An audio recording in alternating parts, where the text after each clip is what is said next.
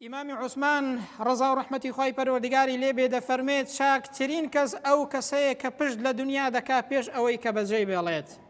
بەڵام پشتکردن لە دنیا مانای ئەوە نییە کە ئینسان واز لە دنیا بێنێت، مانای ئەوەیە کە ئینسان بە حەرامی پشت لە دنیا کات، پشت لە حەرام کات، پشت لەو شتەکە کە ئینسان لێ قەدەغە کراوە.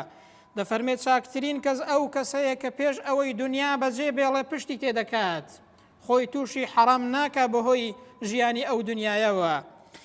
و هەروەها دەفەرمێت چاکترین کەس ئەو کەسەیە کە ڕەزامەندی خودای پەروەردگار وەدەست دێنێ پێش ئەوەی بگاتەوە خزمەتی خوای پەروەردگار.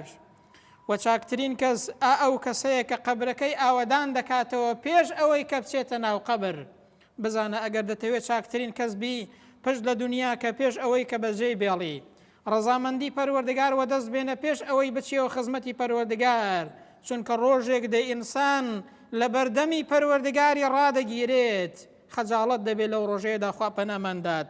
ئینجا قەبرەکەت ئاوەدانکەوە بەر لەوەی کە بچێ ناوی بۆ ئەوەی بۆت ببێتە باغێک لە باغەکانی بەهەشت، وەکو پێغەمبەر صلی الله عليه وسلم فەرموویەتی